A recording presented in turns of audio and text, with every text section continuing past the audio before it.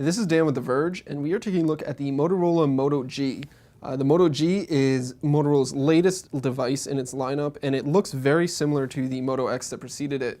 Very similar shape, size, weight, and feel as the Moto X. It's a little bit thicker, and it's ever so slightly heavier, but you really wouldn't notice that unless you compare the two side by side.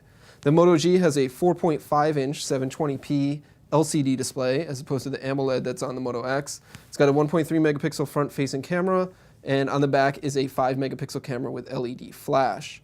The other unique hardware thing here with the Moto G is that you are able to remove the back plate, which you can then swap with different colors.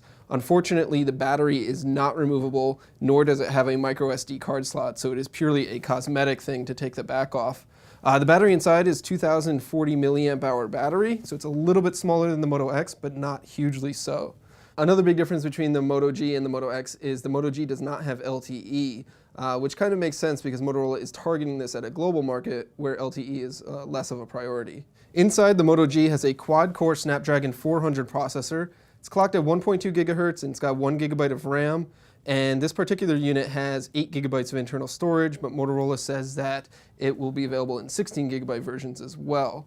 The software that's running on here is a very simple build of Android 4.3 Jelly Bean, but Motorola says that 4.4 KitKat will be coming to the Moto G in the very near future. The big difference here between the Moto X and the Moto G is that the G does not have any of Motorola's unique software features. It doesn't have active notifications, it doesn't have touchless control, and it doesn't have quick capture to launch the camera. The biggest story with the Moto G is its price, which is $179 unlocked and without a contract. It's one of the most impressive prices we've ever seen for a phone this capable. Motorola will be selling this in Brazil and other parts of the world this quarter, and it's expected to come to the US next year, where it will be sold on prepaid brands.